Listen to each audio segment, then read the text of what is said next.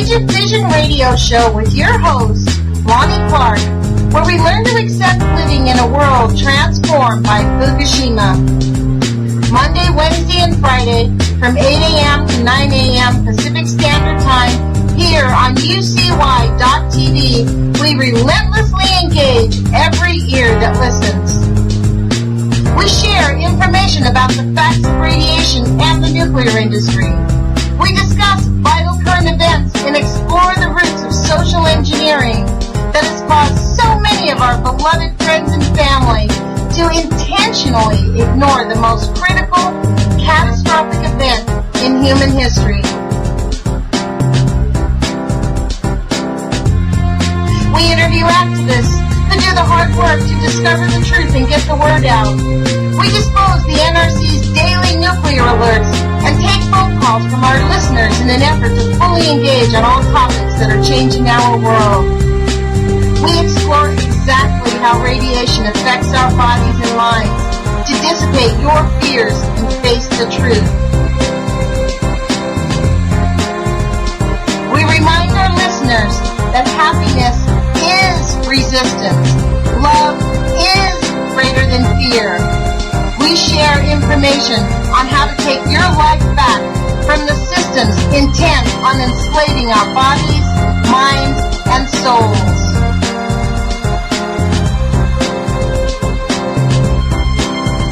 The Age of Fission radio show will create a venue that all will choose in order to actively engage to save our planet from the ravages of greed and indifference.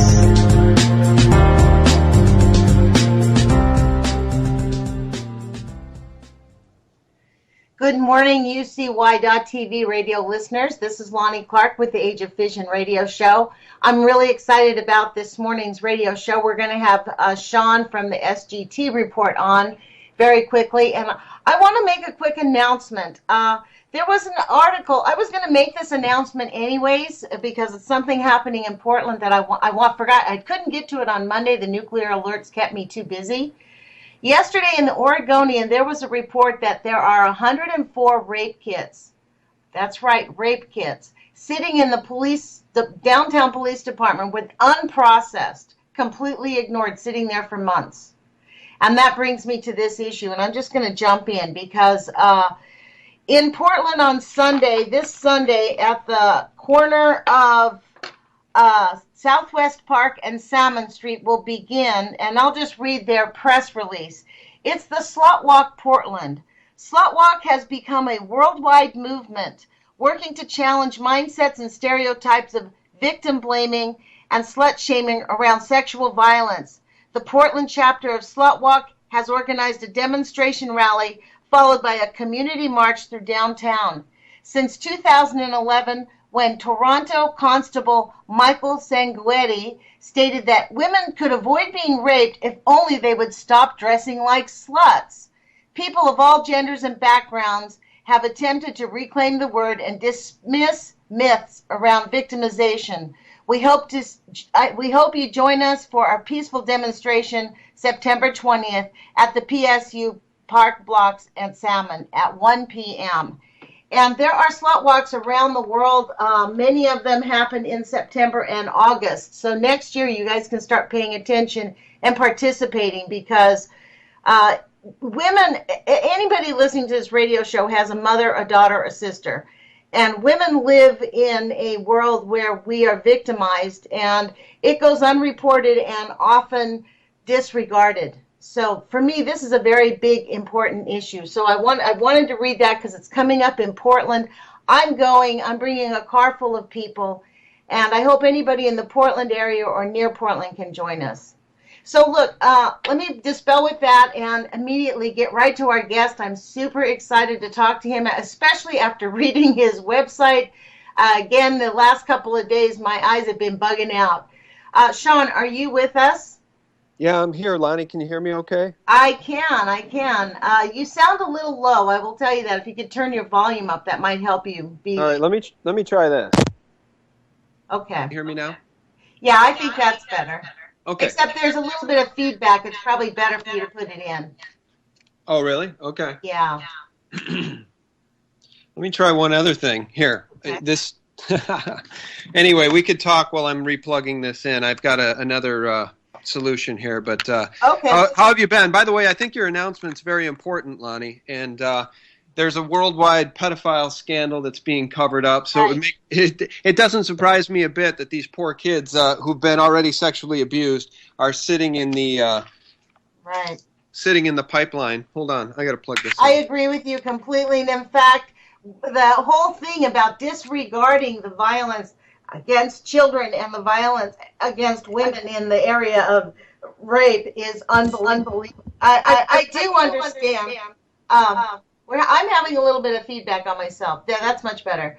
Can you hear me now? I do understand that men are often victimized, and I understand that quite a bit because men are. I have known actually a man who was married to a woman who battered him, and it was the same issues of what kept him in the relationship that keeps every person in a battering relationship inside. But this, the slut walk is actually something that I have actually been to every single one since they were up in Portland 2011, and they're pretty interesting. In Portland, we turn out between 500 to 1,000 people. It's very peaceful.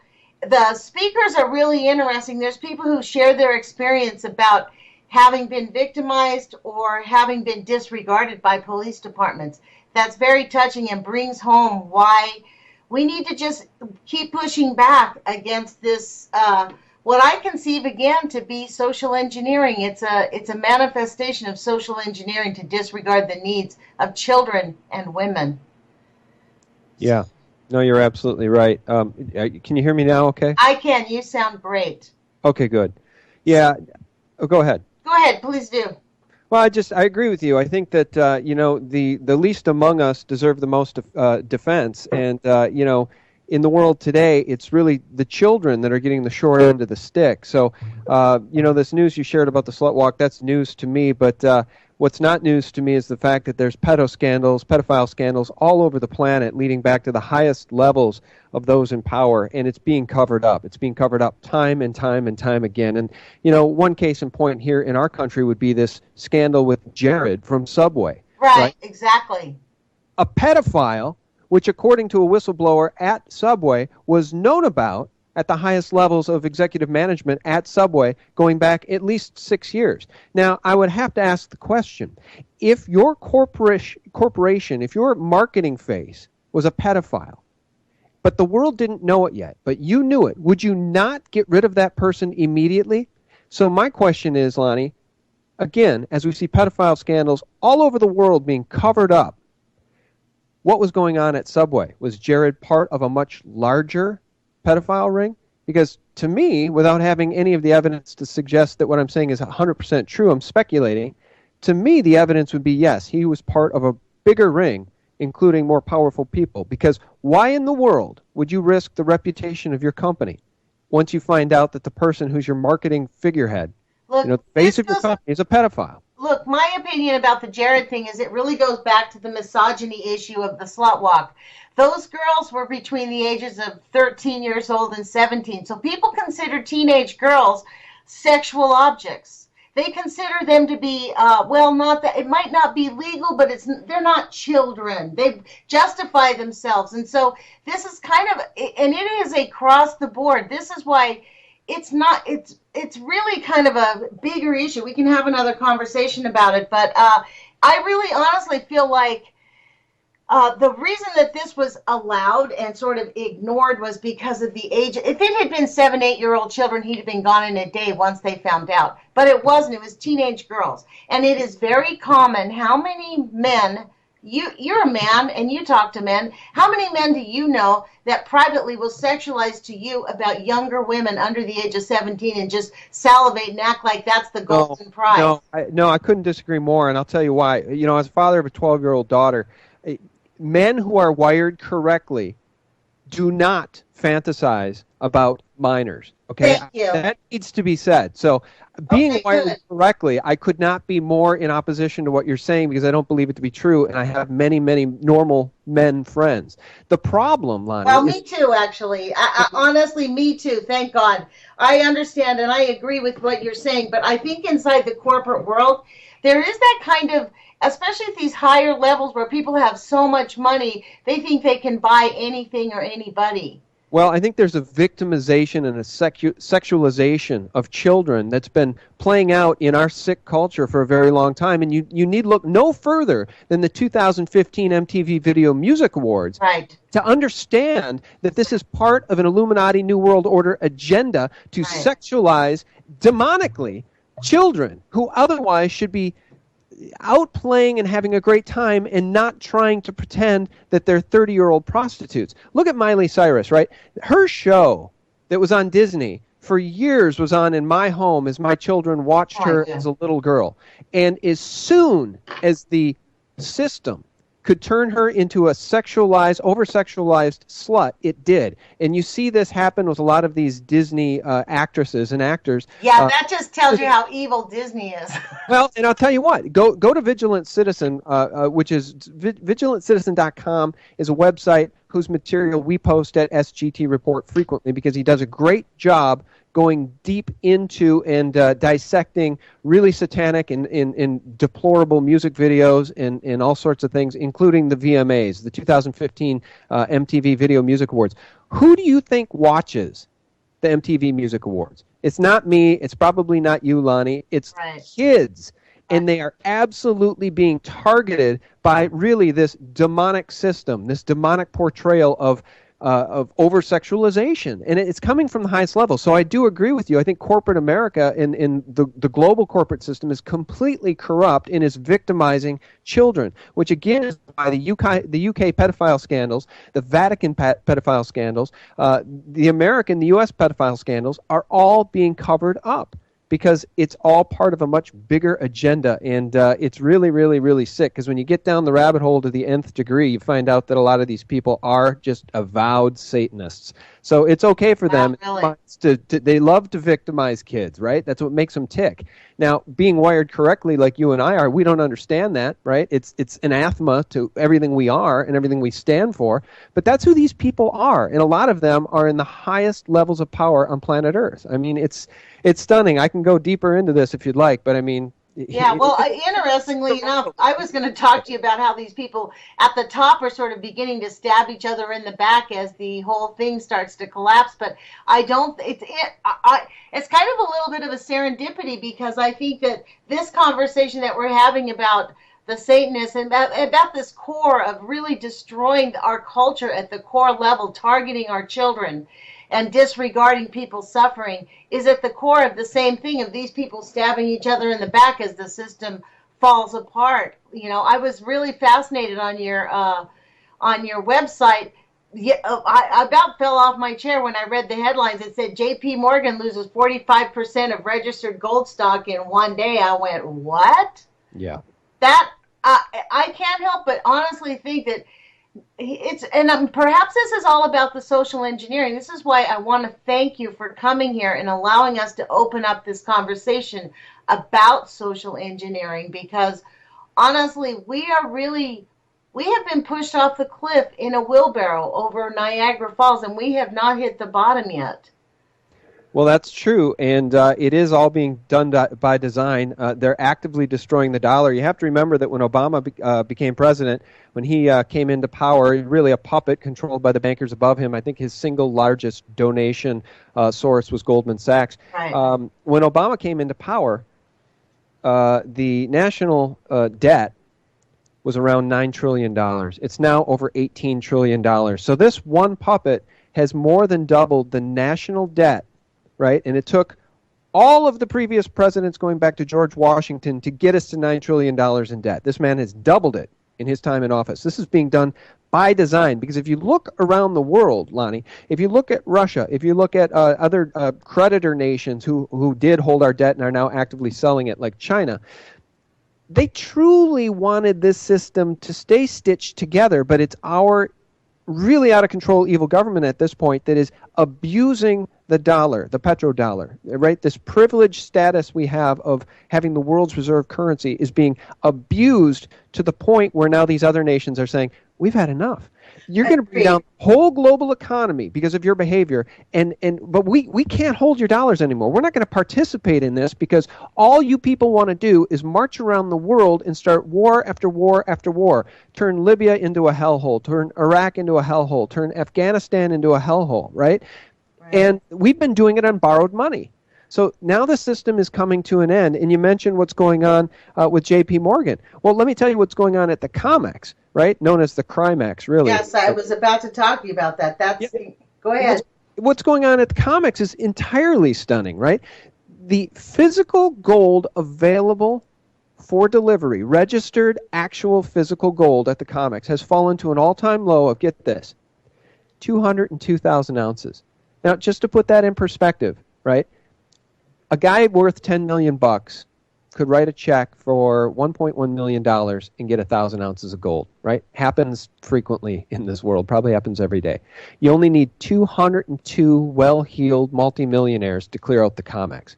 What's happening at the COMEX right now is as close to a default, a force majeure, as they've ever been. And right now there are 228 ounces of paper gold claims for every 1 ounce of deliverable registered physical gold on hand. That means there's 228 people standing in line thinking that they own gold that are going to find out that they're never going to get it if and when the COMEX defaults. So that's how messed up this system is, and that's why, so many of us libertarian-minded folks advocate physical silver and physical gold, right? Because it is the one tangible asset that may help you survive when the dollar fails, and the dollar will fail. It's coming. I talked to the vigilant. Drawing a blank here. I talked to Jeff Berwick from Dollar Vigilante just yesterday, and he says, this is his quote: "We're in the last days of this financial system in the United States. This is Zimbabwe. The ship is going down. Wow. This is the USSR in 1989." End quote. So I mean, it's happening. Everything is in process. The collapse is happening. It is in process. When do you think that it's going to become like apparent and they can't keep pumping it back up and putting, dirt over the open wound? I mean, how much time do people really have to prepare? Because I can feel it intuitively. I can actually really feel that something is happening. Well, I mean, I think it's happening now to the degree that those of us who follow this stuff every single day, for instance, for many of your listeners, what I just said about the COMEX may be news to them, right? Right. But to those who follow it daily, it's really stunning news, and it just exemplifies the fact that the collapse is happening, it's getting worse. As far as the cover-up goes, what they've been able to do is paper over everything with more paper, right? So if you are on food stamps, if you are on disability, if you're on Social Security, your checks have continued to come. So you may only get your news from CNN or Fox News, right? Your checks are still coming. You can go to Subway and buy a $5 footlong. Subway, there's Subway again. And everything's fine in your paradigm. But behind the scenes, right, what's really going on is absolutely stunning. As China says, we're selling your treasuries. They warned Washington just 2 weeks ago, 3 weeks ago, maybe it's been a month. We are selling your treasuries. They've liquidated $200 billion in treasuries in the last year. $100 billion of it has happened in the last month. So what's happening... Say that again. That is a stunning statistic. Please. China has liquidated $100 billion in U.S. treasuries in just the last month. They've liquidated, that we know about, $200 billion in the last year. But in the last month, they warned Washington, we're done. We're selling treasuries. So now the buyer of last resort is the Federal Reserve, right? So as they try to keep the bond market... See, here's the only thing that is preventing the dollar from collapsing, right?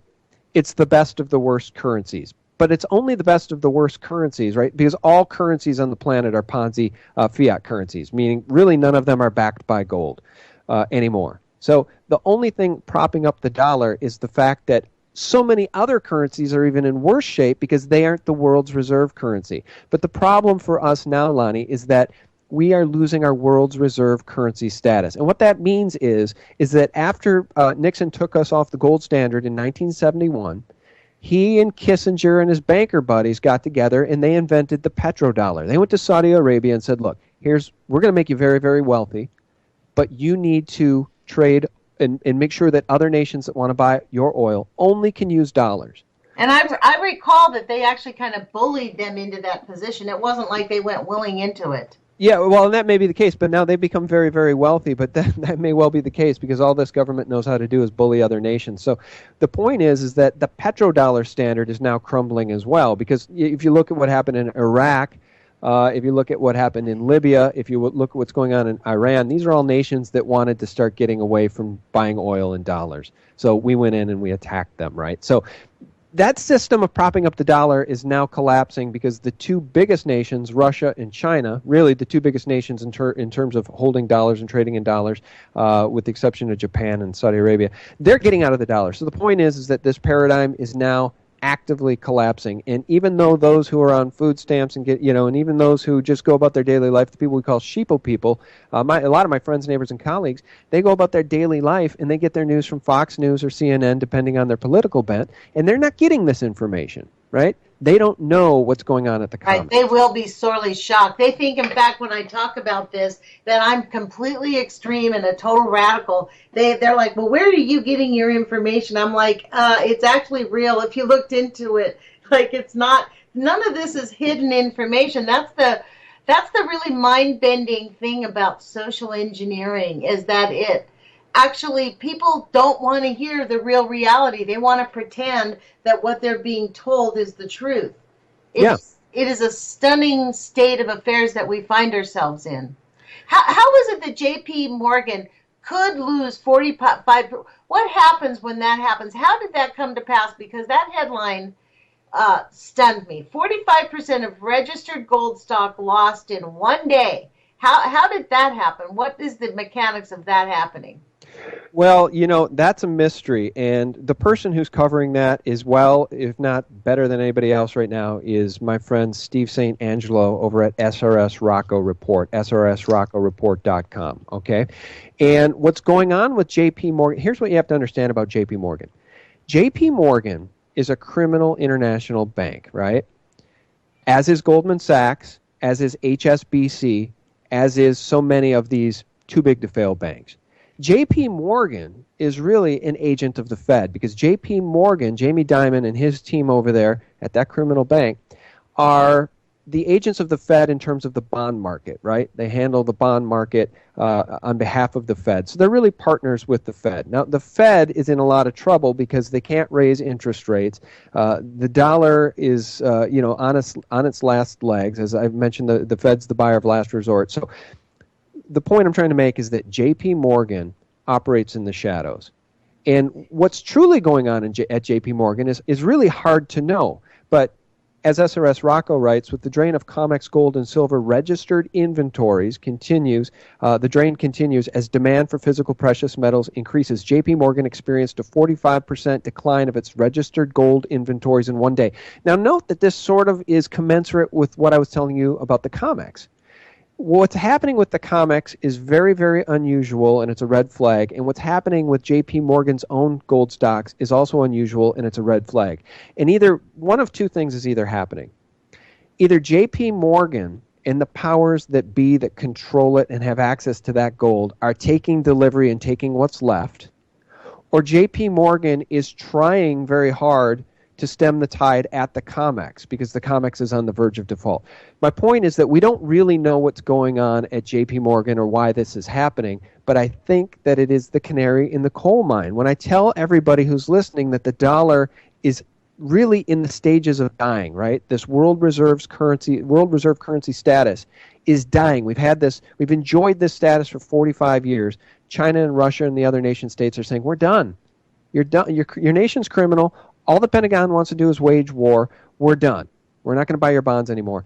And the only thing propping up the dollar is confidence. And because it's no longer backed by gold and silver, people who are awake, like me and like you, are saying, I should probably get out of these dollars while they still have purchasing power. So there's a raid on the COMEX for physical precious metals, gold and silver. And it's happening all over the world. And, if you look at the SGE, for instance, in China, the Shanghai Gold Exchange, the physical silver supplies have plummeted over the last 2 years by 90%. So there's a raid. People in this world who are awake want physical, tangible wealth, because this paper fiat wealth is not going to last forever. Right. And I'll tell you one other thing. Anybody out there listening who thinks, well, this guy's making a lot of sense, but I can sleep easy at night because through my 401k, I have the SLV ETF, or I have the GLD ETF, and I have 1,000 ounces of gold in the GLD, and I have 10,000 ounces of silver in the SLV. Heads up, you are going to be a debtor waiting in line when those ETFs implode, because JP Morgan is the custodian for SLV, and HSBC, the most criminal bank on planet Earth, is the custodian for the GLD ETFs. So you have two criminal banks operating two paper ETFs, and there's a lot of people who have been placated and believe that they have precious metals exposure because of those ETFs. When and if this, or I should say, if and when this system collapses, which it will at some point soon, there's going to be a lot of people standing in line for their gold and silver that are never going to get it.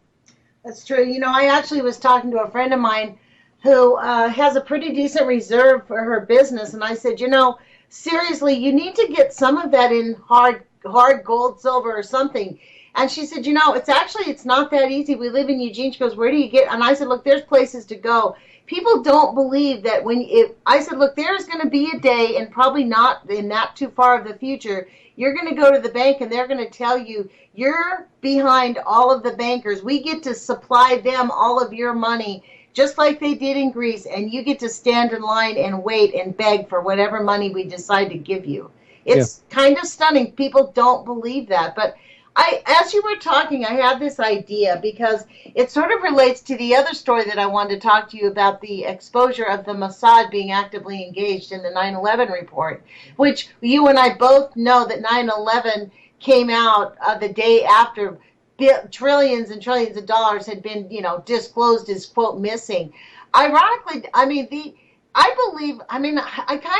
haven't really formulated this idea, but I kind of have this feeling that this has been a process over the last 15 years, that they have been draining the coffers of real gold, real silver, of the real actually assets and values, and have been sort of planning this collapse for quite a long time. And it seems like that they are deciding that sometime, like I feel like the people that have been shoved into Europe and all the Syrian refugee things, I think that that's kind of intentional. They're making people go into areas, frankly, with high levels of radiation. You know what I mean? There's a lot of things that are happening that if people aren't connecting all these dots, but it seems as if when you talk about these people being serious Satanists, I am actually not one to really believe in Satanism, or you know what I mean, and all that. But as I'm really reading this, I'm thinking, wow, man, this sounds like I'm almost becoming a believer over the whole satanic cult thing that is running the government. What's your response to all this jumbled emotions that I have around all these issues that kind of, to me, collide together by the same criminal enterprise that apparently seems to be running our government? Yeah, that's your feelings. What you're experiencing is so 100% valid, and I think that because you are such a thinker, and you operate on a level that I guess defining you as a person who's awake when so many are still asleep, it makes sense that you're feeling this way. Especially if I know you're a spiritual person, but let's say you're not a religious person. I don't know, for instance, what your religious beliefs are, but I'll say this. If the people in control of this planet are avowed Satanists, right, and they believe that okay, this gets very complicated. I'm going to try to be very quick here about this because we don't have time to get into this, but if the people at the top of the pyramid believe that Lucifer is truly the light bearer and the one true God that gives humanity their power, and that it was an evil God, right, the God of the Bible, who usurped human freedom, and was a jealous and mean and vengeful God, right? And they believe that Satan is the God that gives them their own personal power. I'm sort of butchering this, but that's actually what they believe, right? So if the people at the top of the pyramid believe in Satan, worship Satan, and want to bring in this one-world religion and usher in this satanic one-world religion, if they believe that, what does that say about the Bible and the God of the Bible? For me, it's actually strengthened my faith to the degree that I know that there's spiritual warfare on this planet, and there are people in control of this planet at the highest levels that worship a very dark power. So at least the atheists and those that are listening, I just want you to open your mind and understand that there are really bad people on this planet that worship a very dark power. And if that's true, then because for every action there's an equal and opposite reaction. If there's black, there's also white. If there's dark, there's light. What is on the flip side of that Satanist agenda? And for me, it's really increased my Christian faith to the degree that I know that what I'm telling you is real, and I know that what I'm telling you is happening, and I know that these people are vicious, unrepentant Satanists. So what is the flip side to that? Maybe the story of what happened to Jesus Christ ought to be looked into a little deeper by those who question it. So okay, we'll get off of that now. I just want to say this: you mentioned 9/11. I did a video that's very, very important that people watch, and it's called 9/11 From Cheney to Mossad. And when I interviewed author Rebecca Roth about her new book, Methodical Deception, we got into an area of 9/11 that I was only vaguely familiar with, and I feel like I'm very, very well researched and studied in 9/11. And we talked about the art students, right, that the DEA and FBI had investigated prior to 9/11. And the DEA had issued a report that she brought to my attention that I had never heard. I didn't know about this. And the DEA had figured out that these art students, many of them were actually Mossad agents. And some of these Mossad agents were ordnance, ammunition, or bomb experts. Now, what happened in this video, you guys really need to watch this. Just go to YouTube. They do. I actually watched it several times. It's a great video.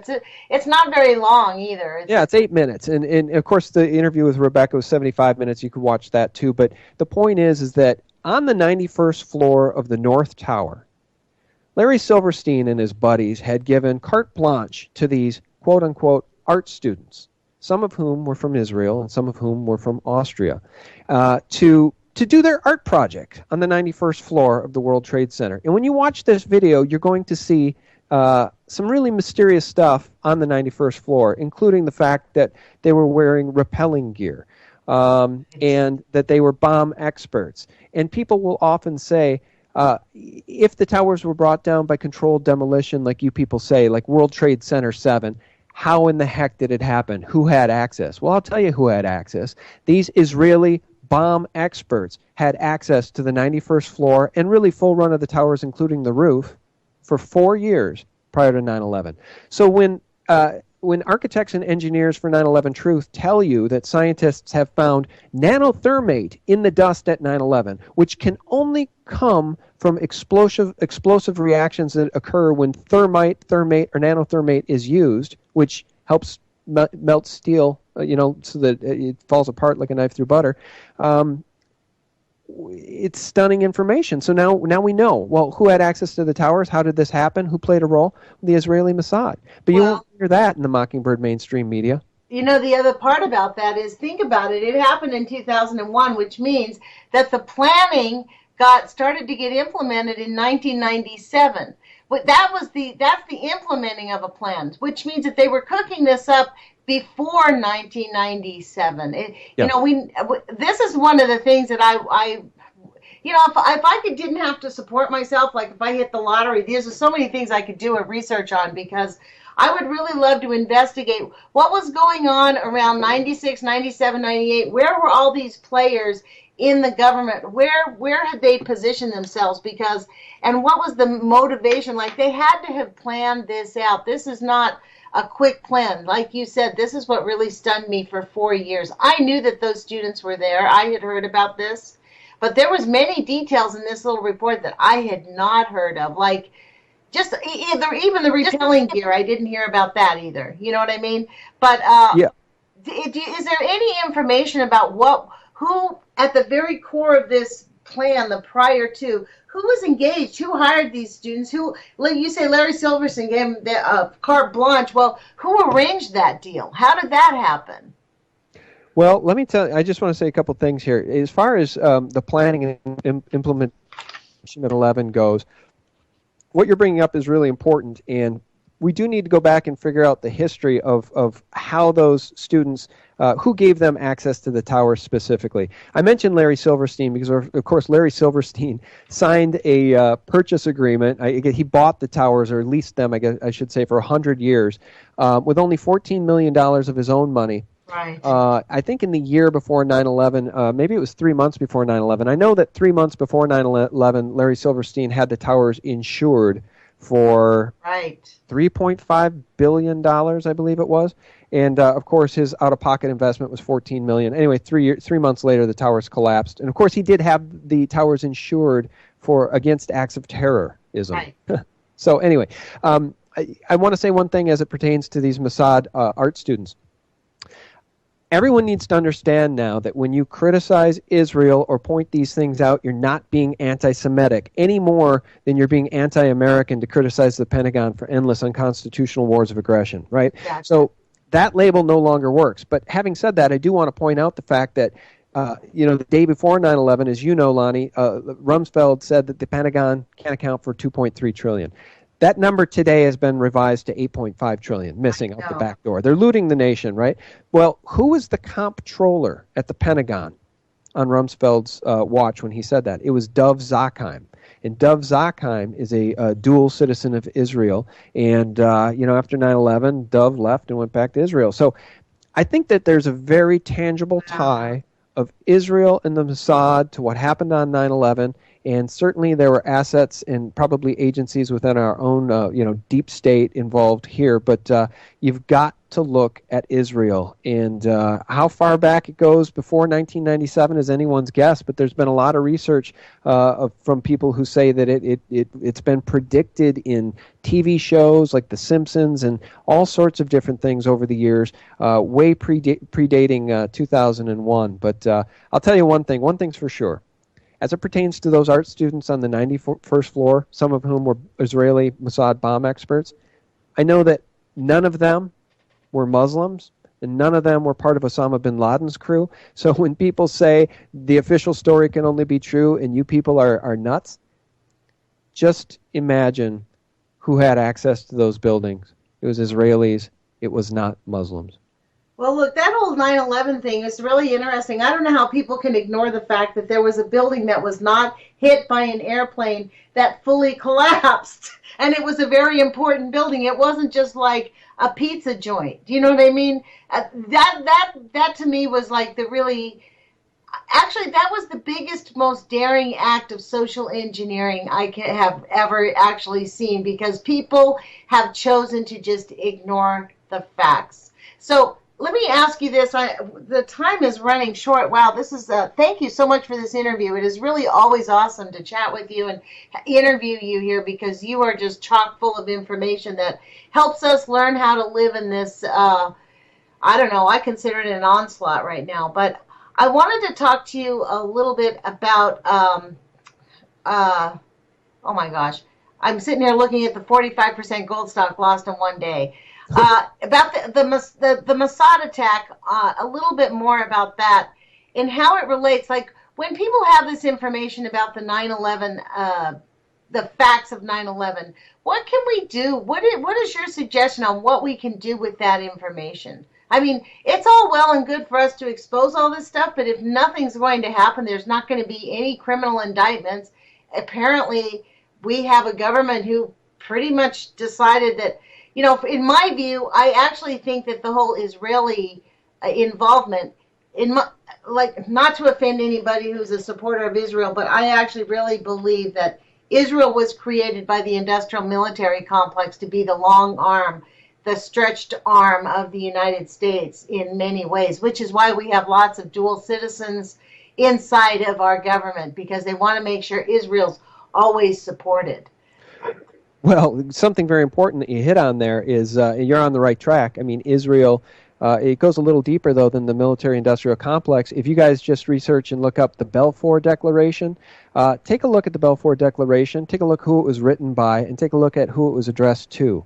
And you're going to see a name called Rothschild there. So I've long maintained that the Rothschilds, Israel's a proxy state. It's a proxy arm of the Rothschild banking establishment. I can go with that. That sounds right. Yeah, look at the Balfour Declaration. It's just important information for people to understand. But, getting back to AIPAC in the Mossad and 9/11, the other thing I just want to say is that, again, who had the motive, the means, and the opportunity, right? And which truck with the Twin Towers painted on the side with an airplane crashing into it was stopped on 9/11?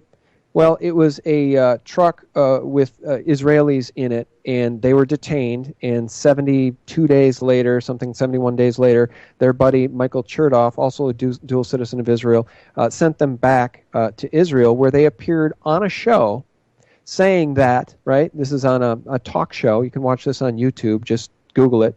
Israelis admit they were there to document the event. And what they say on the talk show is, we come from a nation that is plagued with terror.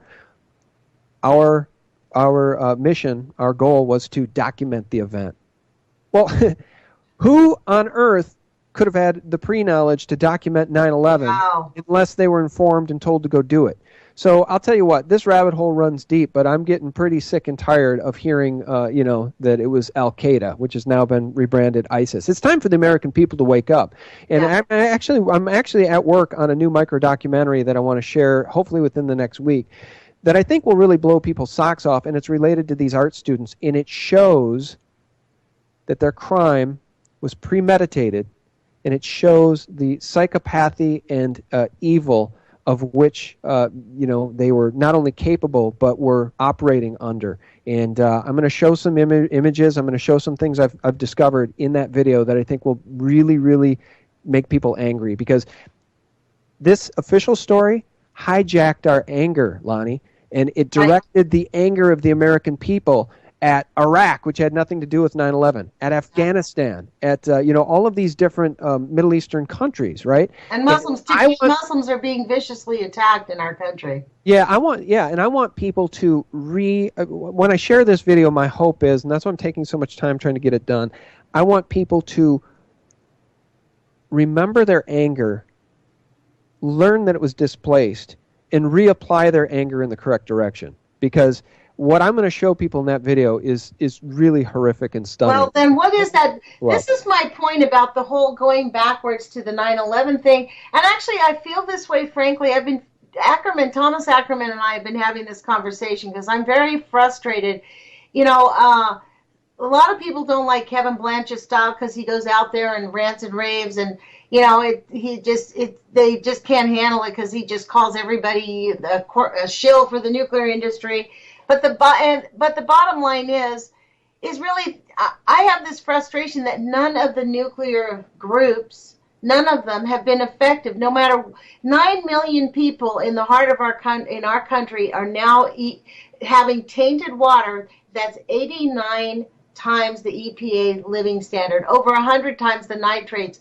If you looked at that map that came out on, I think it's called businessinsider.com, this story broke there about the University of Illinois had done a study, a long study, many samples of water in the heart of our country. All of Nebraska is contaminated. All of Nebraska is contaminated. There is very little, with high levels of uranium and nitrates. Through the heartland of California, where they grow a lot of our vegetables and the wine and all this stuff, nitrates are off the charts. And the story was about high levels of uranium might cause liver, damage the liver. No, high levels of uranium will cause children to be sterile, will cause cancers as well as liver damage. And none of the people in those areas are organizing. It's the same story about the 9/11 thing. Yes, we're aware, but can we get convictions of these people? I mean, the facts are out there, but what do we do with this information instead of just being angry? I'm actually beginning to believe that no one's going to be held accountable until the dollar collapses. When the bankers can't prop each other up, this is why your story about the leaking of the bankers outing each other for the crimes that they're perpetrating really hit home, because I think once they see that they haven't got anything left, they're all going to be pointing fingers at each other, because then they know the pitchforks are going to come out and people are going to go to jail. When the thing finally collapses, people are going to demand accountability. What do you think of that? I mean, yeah, I hope so. I mean, I'm skeptical, and I'm skeptical because the American public is so asleep. And you know where Kevin Blanche has it right? The American people, the public at large, are idiots. And you know what? I'm not saying that to offend any particular listener, because I'd have to believe anybody that is listening to your show or reading my website is awake and is intellectually honest and curious. That's what we need. We need more people who are intellectually honest. Lonnie, you and I think that it's not that they're idiots. Kevin and I used to discuss this all the time, because I think when you call people names like that, it actually prevents them from taking action. We used to have this conversation all the time. I really believe that it's really important to give people that window of action by encouraging them. They lack the courage to get educated. We as creatures, we want peace. We demand peace. Humans are the only creatures that are willing to be abused just so that they can live in peace. Most creatures will defend themselves. Human beings will just be slaves. And honestly, I think it's very important for us to just encourage people to have the courage to get an education and to say, look, I don't have to convince you with this information. It's not my information. It's out there. Like this business of what we've been talking about today, all of it's out there. And I believe that the fact that you and we're creating an energy and a force that allows other people to even acknowledge it. Because like my friend Jenny said to me, Lonnie, I know what you're saying, but if I really believed that our government had a hand in 9/11, I'd have a nervous breakdown. My response to her was, no, you wouldn't. You would not have a nervous breakdown. You would be getting really angry and demanding accountability, but your response is what they want you to have. And so I keep pushing back, and you know what? She's actually beginning to get it. She is actually acknowledging it. The big issue is Americans want to stay comfortable.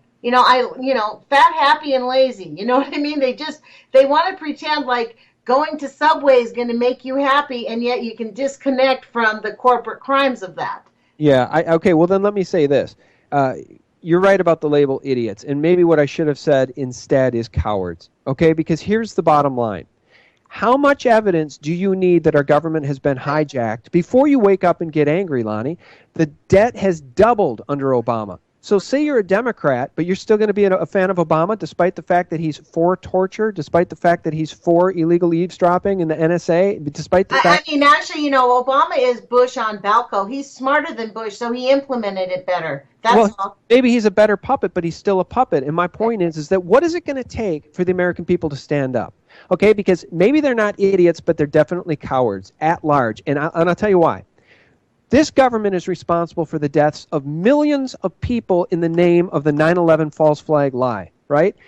In the name of the official story, we've dropped love bombs on every single, not every single, not yet at least, but on at least 3 different countries, okay? And now we're in Syria, so call it 4 different countries that we know about. Okay. And I mean, we constantly do it. The drones are going off in Yemen. We're killing people without even sending in a single soldier, and it's really a crime against humanity the way our country is conducting itself. It's completely outrageous. Well, it is, but here's my point. Now, you ask, will people wake up? Will there be justice served after the dollar collapses?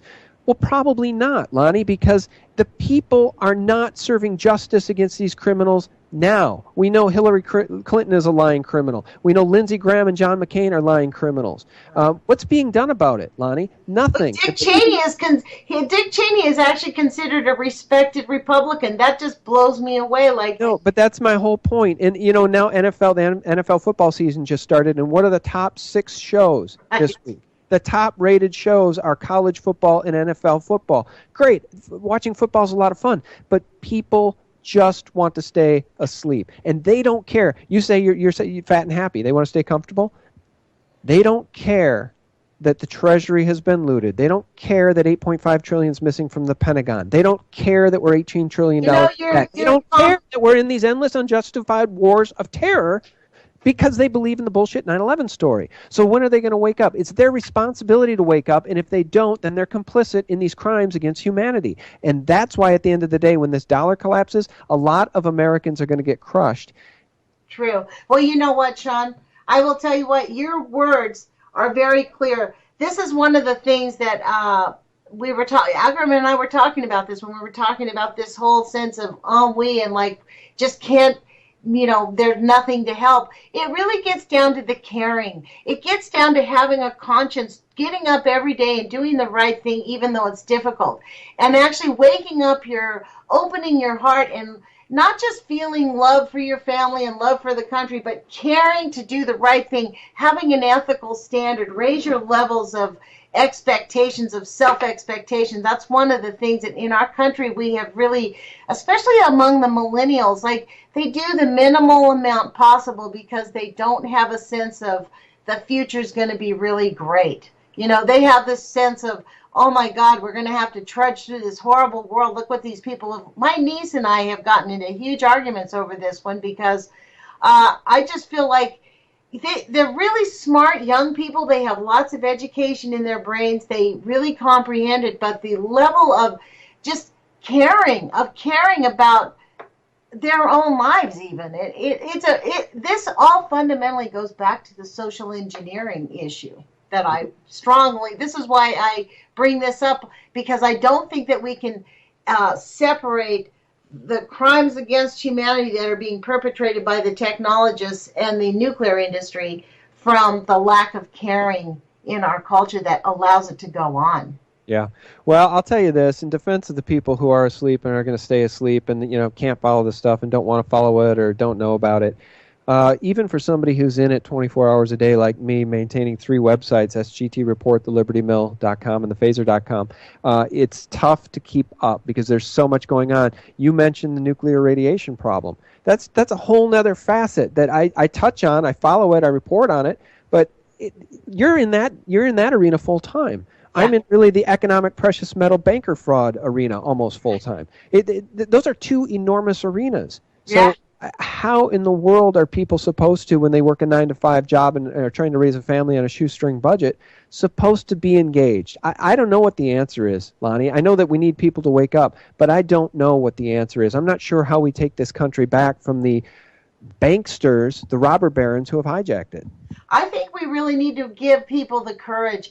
And frankly, it takes courage to love. It takes courage to actually face this stuff. This is what we need to do, is encourage people to say, look, you can face this. We don't have to stick our heads in the sand. I think it's very important for us to reawaken people, because this is one of my real fundamental core things about, quote, waking people up, is we need to lead by example and say, I work full-time, frankly. I work a lot and I go to school, and there is time to pay attention. It doesn't take that much. If every single person listening to this radio show, I have no idea how many eventually will listen to it, but let's just say it's even 200 people, not even that many. If every one of those people took some positive, serious action, that's enough energy and that's enough action to actually make a difference in some arenas.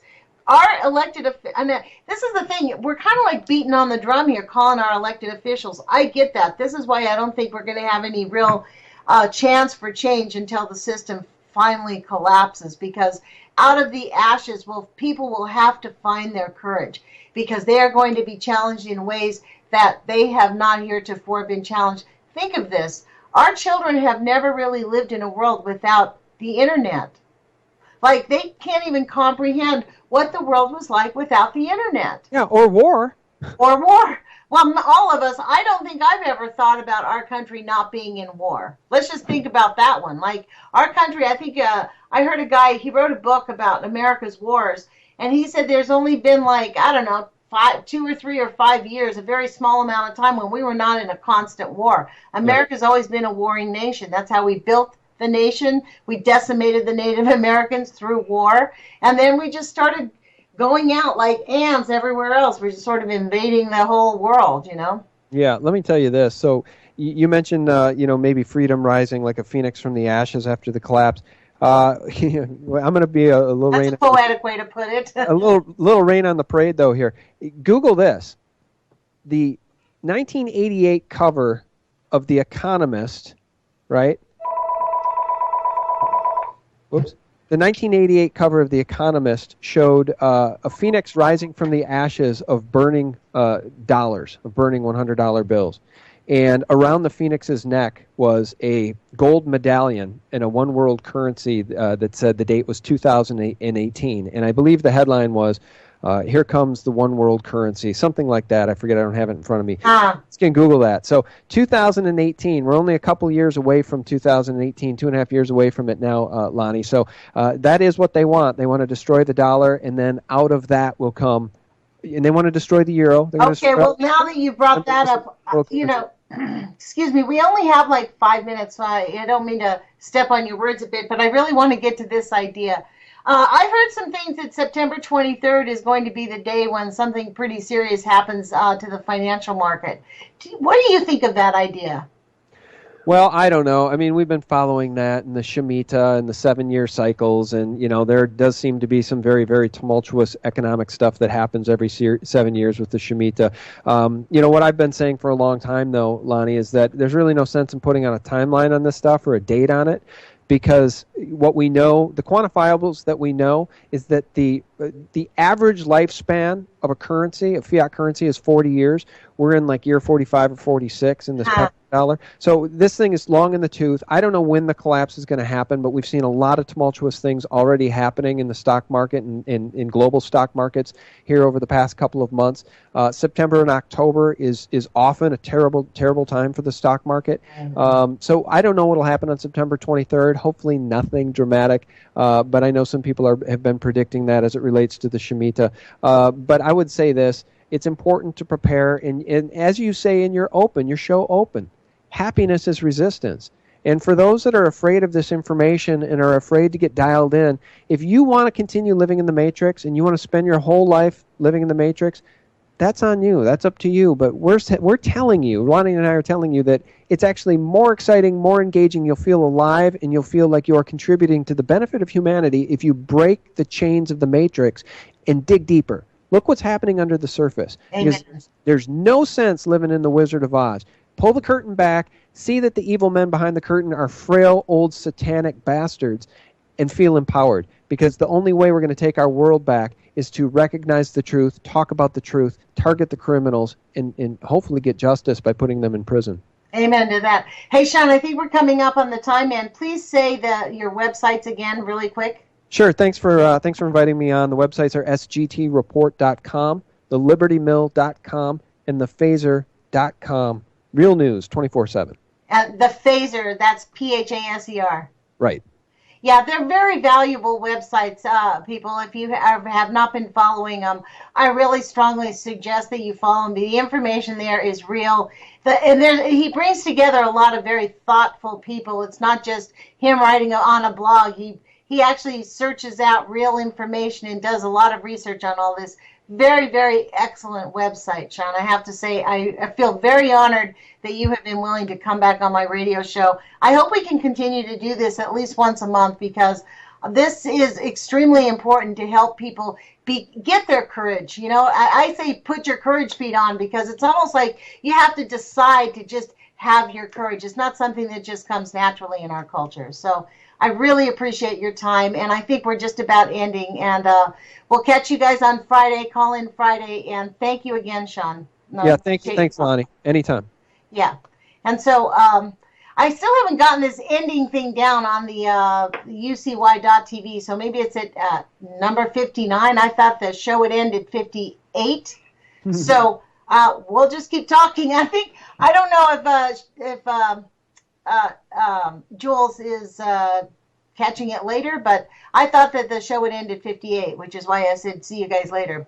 So we have a few minutes more left, but John, about your website, the Phaser Report, in 30 seconds, do you think you can tell us what that's about? Because we're coming up to 59. Yeah, real quick, sgtreport.com, that's the meat and potatoes website. We get about 1.1 million hits a month, and that's tons and tons of real news, alternative news items every single day. It's the opposition to corporate media and corporate propaganda. And if you guys want to go to YouTube, search out SGT Report, and all of my interviews